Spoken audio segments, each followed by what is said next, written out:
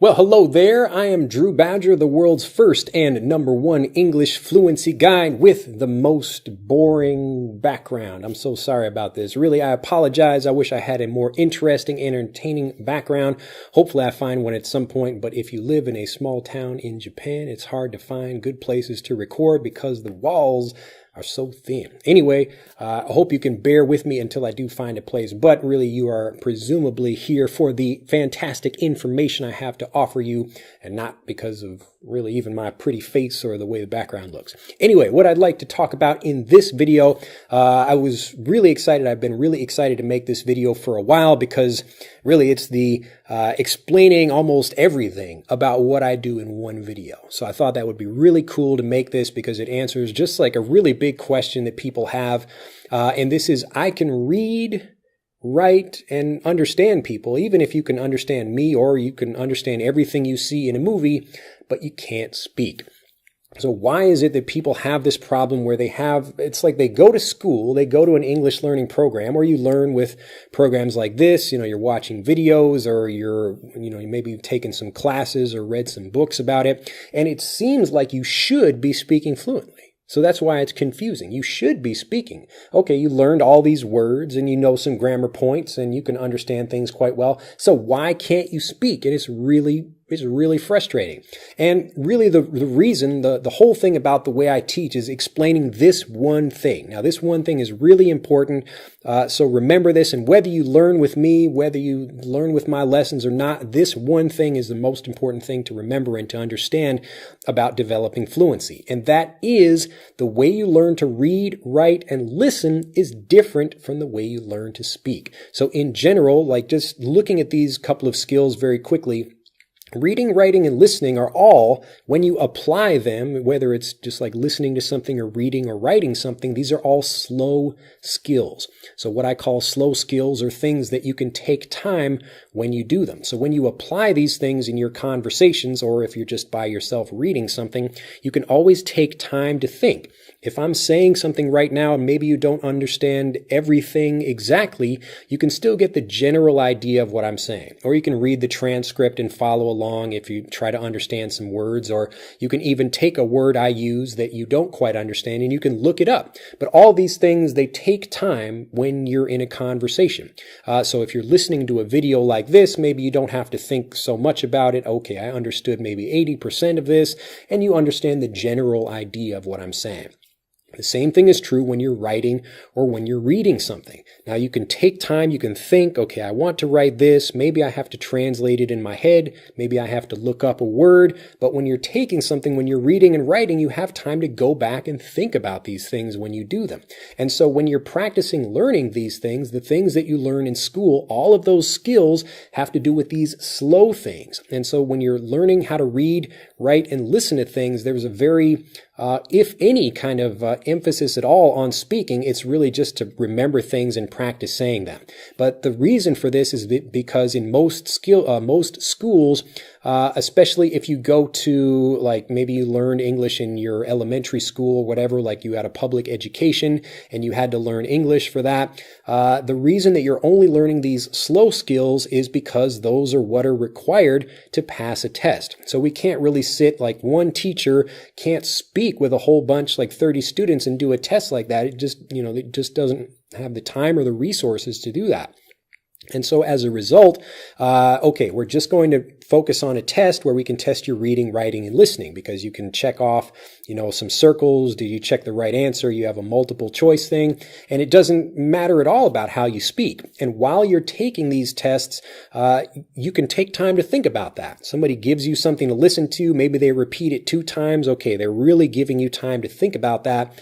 And then that's why you're good at those skills. But when it comes time to speak, you haven't learned how to do that. And typically that's because you're not applying those same, or you are trying to apply that same way of learning to learning how to speak. So just explaining this and making sure it's very clear, because this is the most important thing to understand, especially if you're confused or you're angry even, like, why I've been learning English for years. Why can I read, listen, and write, but I can't say anything? Why can I not express myself? It's because you're developing these slow skills over here, but not the fast skill of speaking. And when you're speaking, you need to be able to respond automatically. You need to be able to express yourself spontaneously, to respond to people quickly and with like some smart sounding thing that will impress that person. The more you can do that, wow, that's amazing. And that's when you can actually speak fluently. And the only way to do that is to actually practice those things. And that's why it's a different skill. The actual skill of speaking is different from these other skills. So you have to learn them in a different way. So whether you're learning with me, whether you're, taking classes with me, like this is exactly how we teach people in the fluency course in Master English Conversation. We're walking people through a series of steps that trains them to think, because those are the skills that you did not get when you were learning in really pretty much any kind of language course. So you're learning how to read, write, and listen to things because, you're understanding the language, you're learning the language, but the reason you can't put all of those things together, the reason you know grammar but you can't use it confidently when you speak, or the reason you know vocabulary but you can't use it confidently when you speak, again, all these things, like you have all this information, but you can't use it fluently because you haven't been trained to do that. So if you haven't been trained to do that, this is exactly what we do in, again, things like Master English Conversation and the Fluency course, where all these programs are designed to train you to do the things that you did not learn how to do in school.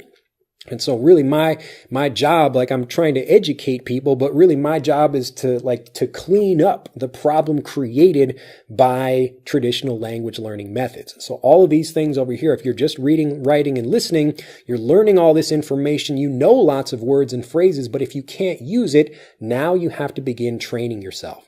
The other important point I want to make about this, so the most important thing, the one thing, is that these skills, reading, writing, and listening, are different from the skill of speaking. So you have to learn them in different ways. You can't take that same way of learning how to read, write, and listen and then apply that to speaking. It doesn't work that way. You actually have to train. You actually have to speak and you use it the same way you're developing any habit, like maybe an instrument or getting into the gym to build some muscles. But the other thing I want you to remember is that if you do struggle to speak, if you can read, you can write, you can listen, you can understand almost everything I'm saying in this video, but you still can't speak, it's not your fault. And I really want to make that clear, because so many people, they learn it, they learn English through the traditional way, and then they think they're stupid. I certainly thought I was when I failed French, I failed Spanish, and I was failing Japanese initially when I was first starting to learn it. And it was only after I realized, okay, I have to actually start training myself to speak. I can't be using these same methods with reading, writing, and listening if I want to become a confident speaker. So the second most important point of this, and really the other big thing I try to teach learners, is that if you do struggle, it's really not your fault. You were just trained, you were given a bunch of information, but you were never trained how to put it together. So there's nothing wrong with you, and that's really the most important point about this video, I guess, specifically, besides that you need to learn in different ways, but really there's nothing wrong with you that will stop you from becoming fluent if you just start learning how to practice your listening and your writing and your speaking. Or excuse me, if you just start actually applying your speaking in the same way that you should be, like you would train, any kind of other skill. So I can't tell you like everything, because it would require a lot of information to explain everything we do in the Fluency course or Master English Conversation.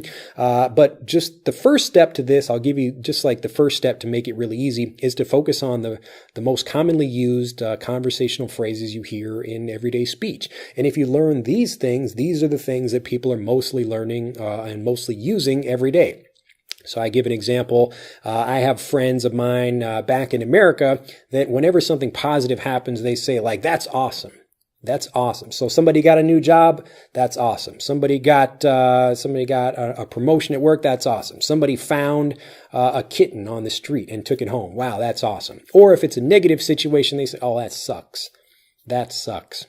Oh, that sucks. You lost your job. Oh, that sucks, man. I'm sorry about that. That sucks. So people are using a very limited vocabulary. And if you understand the limited vocabulary, then it doesn't really matter what situation you're in, because you can apply the same limited vocabulary in many different ways, whether it's a professional situation or a more casual and common one. But I don't want to give you too much information in this video, but really the two most important things I want you to remember. Number one, if you can understand and you can write and you can read things, but you can't speak, you need to change the way you learn. And this is, again, something we can help you do with the Fluency course and Master English Conversation. And these are really the same program. It's just different collections of lesson sets for that. The other thing is that it's not your fault. Really, I want you to understand that. Like, I thought for so long that I was too stupid to learn a second language. I thought, why am I doing this? Like, there must be something wrong with me. All these other people can get fluent, but maybe I can't. Maybe I'm the exception. I'm the stupid one. But as soon as I started changing the way I learned, it becomes as easy as like learning to dribble a basketball or play an instrument or sing or play the drums or do anything else. It's just a skill, and if you learn it the right way, anybody can do it. Well, that's it. I don't want to give you, again, too much information, but hopefully I'm giving you some positivity and giving you that first step right there. Again, this is something we do in Master English Conversation in the Fluency course to help people learn. But think about learning the most common things, the most casual things. Even watch like a couple of my videos and listen for the same words that I use over and over again. And you'll think, like that's a word. And actually, if you watch my videos enough times, you'll get to see me like, I think Drew is going to say this. You actually develop a skill, a really cool skill that native speakers have where they can anticipate what other people are going to say. And when you know what people are going to say before they speak, wow, that's like taking your fluency to a whole nother level. Anyway, again, I don't want to give you too much information, but just remember to learn the same way that you would be training. You actually have to speak. You have to communicate with people. You have to drill. You have to rehearse. You have to practice. And then you have to find the right ways to meet native English speakers to practice with. But the other thing, the most important one, it's not your fault. If you have problems, it's just because of the way you learn, not because there's anything wrong with you. Anyway, I will leave it there. And if you'd like to like this video, just so I know that you are listening to me, understanding what I'm saying, and that you understand, again, like these two really important points about language learning. Do like this video. Become a subscriber to the YouTube channel if you have not already. And, well, you could tell maybe 1,238 people about this. That sounds like a nice number. So tell that many people about this. Share it on Facebook, whatever. You could go to MySpace. If you have a MySpace account, share it on MySpace too. Anyway, I don't think, maybe nobody has MySpace anymore, but it would be funny just to share some stuff on MySpace anyway, just to see what happens with it. Anyway, the final thing I'll let you know is that you can click right on the video. On the link in this video. Hopefully I'm not speaking too quickly. People have been asking me to speak faster, so trying to give a little bit of that. And again, like to help you understand this, like you gotta train your listening, you gotta train your speaking in the same way. So all these things, they come together from training your speaking in the right way, but remembering that you can't do it the same way you learn reading, writing, and listening. But to help you with all of these skills, you can click on the link in this video to take our free English fluency quiz. And no matter what you struggle with, it's getting hot in here too. No matter what you struggle with, we can help you with all of your fluency skills, whether it's reading, writing, listening, speaking, you struggle with grammar, all these things. Click on the link to begin doing that absolutely free. And I look forward to seeing you in the next video. Bye-bye.